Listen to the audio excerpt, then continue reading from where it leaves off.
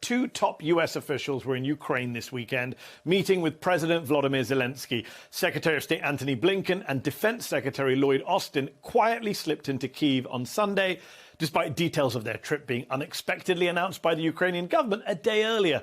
It was the highest-level American visit since Russia's invasion began.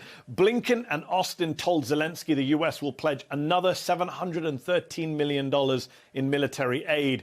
The U.S. will also move towards reopening its embassy in Ukraine, with diplomats initially operating out of the western city of Lviv. Zelensky thanked the U.S. for its support, stressing the importance of the meeting at a crucial moment for Ukraine. Russia is now focusing its assault on the eastern Donbas region, but the rest of Ukraine still remains in danger. Russian strikes hit at least 5 railway stations on Monday in the west and central parts of the country, according to the head of Ukraine's rail transport company.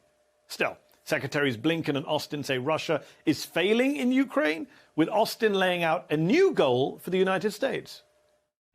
We want to see Russia weakened to the degree that it can't do the kinds of things that it has done in invading Ukraine. So it has already lost a lot of military capability and a lot of its troops, quite frankly. And we want to see them not have the capability to very quickly reproduce that capability. Is weakening Russia the wisest of moves, the wisest of goals? We've warned about the dangers of proxy wars on this show before. In fact, since the beginning of this invasion, we've asked how it ends and whether there's any diplomatic solution still available. According to new reporting by the Financial Times, Russian President Vladimir Putin may no longer be interested in diplomacy, if he ever was, focusing instead on seizing as much territory as possible. People briefed on conversations with Putin tell the FT he sees no prospect for a settlement and says peace efforts are at a dead end. They also say his view of the world has been distorted by Russian TV. Remind you of anyone?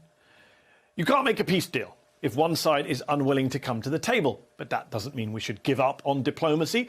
Columbia University economist Jeffrey Sachs, who served as special advisor to 3 UN Secretaries General, says that a peace deal is the only way to end the war in Ukraine. As he wrote in a recent and controversial column for CNN, which upset a lot of Russia and Ukraine watchers here in the US, it would, though, require a new US strategy. Sachs says sanctions are ineffective at changing a nation's policies, and when it comes to Russia, he says sanctions aren't even that widely embraced by the non-Western rest of the world. Sachs writes, add up the countries and regions imposing sanctions on Russia, their combined population comes to just 14% of the world. He also warns against dividing the world into pro-NATO and anti-NATO camps. He writes, quote, the key step is for the US, NATO allies in Ukraine to make clear that NATO will not enlarge into Ukraine as long as Russia stops the war and leaves Ukraine. By prioritizing peace instead of NATO enlargement, the US would rally the support, of much more of the world and thereby help to bring peace to Ukraine and stability for the entire world. Economist Jeffrey Sachs joins me now. He's university professor at Columbia and director of the school's Center for Sustainable Development and best-selling author of a number of books on globalization, poverty, and international diplomacy. Thank you so much for coming on the show. Before the invasion, I, like you, thought the whole NATO expansion issue was a genuine, real problem and an area where some compromise could and should be made. After the war started, we discussed on this show whether there was a way to give Putin a diplomatic off-ramp. But at this point, 2 months in, with the massacres in Bucha and Mariupol, with the failure of negotiations in Turkey, with Putin repeatedly refusing to meet with Zelensky, is it realistic to still talk about any kind of peace deal anytime soon? Well, I think the U.S., as we heard, is fighting a proxy war. It is advising Ukraine, fight, we'll send more heavy weapons. They have a bizarre idea of what winning means because our diplomats say Ukraine is winning. What is winning? A destruction of the country, millions of people displaced, thousands, tens of thousands of people dead. And this is going to go on in this proxy war until there is a peace agreement. I don't know what they mean by defeating Putin. Putin has thousands of nuclear weapons. Is that really what we are gambling, that we will defeat Putin and those weapons won't be used and somehow Ukraine is going to survive? Or are we fighting a proxy war where we want Ukraine to fight to weaken our opponent.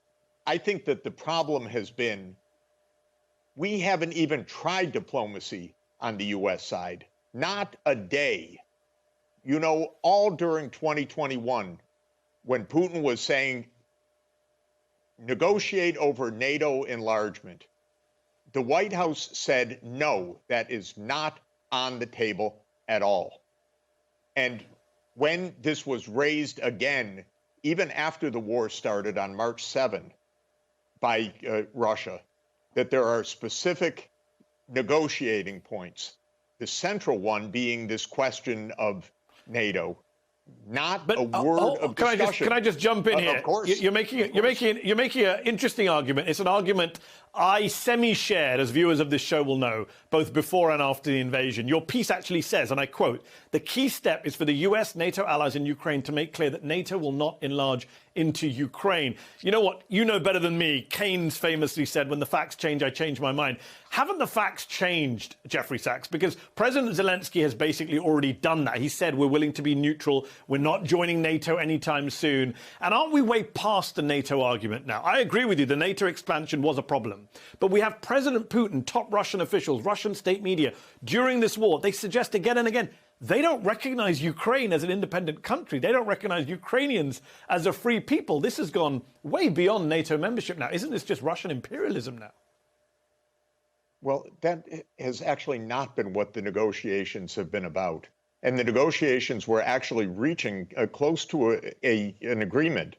We don't know what happened, but it has been said, and I think that there's credibility to it from people that I hear from all over the world, that Ukraine, after Bucha, said, no, we're not negotiating anymore.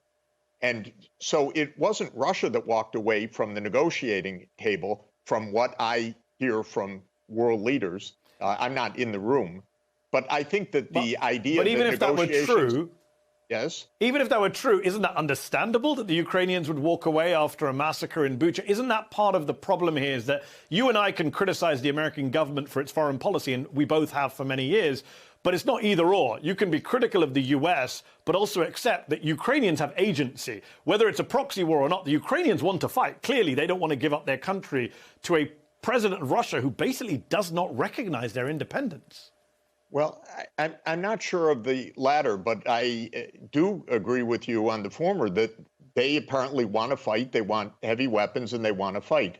And I think that this will lead to mass destruction. There have been many, many proxy wars in which U.S. allies have said, we want to fight. And these wars end up destroying the country. I'm extraordinarily worried about destroying Ukraine. Yes. And yes, there's valor and there's bravery. And the fact of the matter is that this is so incredibly destructive and escalating potentially to the use of nuclear weapons.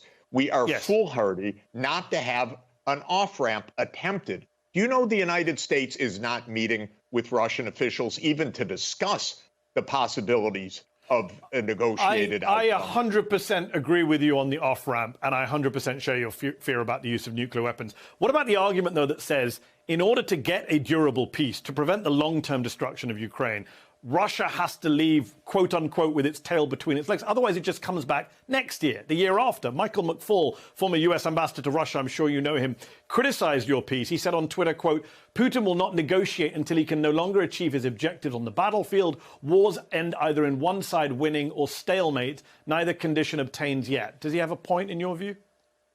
No, I've rarely agreed with him, and I don't use Twitter, so I didn't see the quote. But well, it is happy to possible, share it with you. It's possible to reach agreements if they are mutually beneficial. If Russia has one objective, which, by the way, I share as just prudential, not as a pro-Russia point, but as prudential, we should not have NATO in Ukraine. It's dangerous to have U.S. military alliance right on Russia's borders. We need a space in between so that the world doesn't get blown up. And and I shared your view a few weeks ago. Some would argue that Sweden and Finland now want to join. Sweden and Finland now want to join NATO because of Putin's actions. But we're out of time. I need to ask one more question. You've become known. Go on, briefly.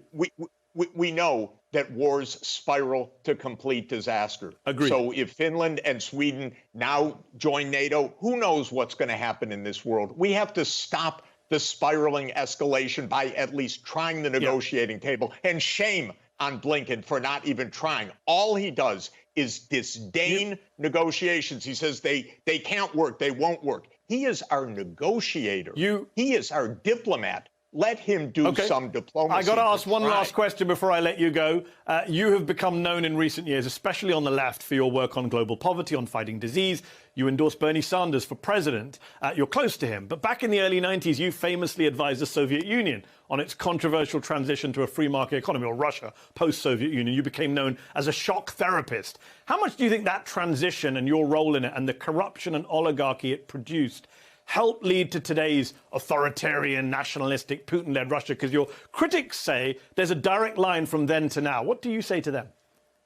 Mehdi, it's incredible. I was the voice in the United States saying, help the Soviet Union, help Russia. That was my role. I had nothing to do with oligarchs and privatization. That was not anything about my work. What I was saying in 1990, in 1991, in 1992, this is a dangerous situation. Russia is destabilized financially. Help with the stabilization fund. Help with a debt standstill. Help with a future for this country.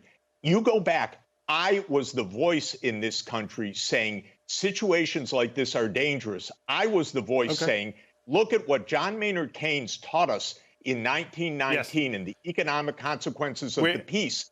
That we must be careful with when you have a situation of instability. I was the one making the warnings. Okay.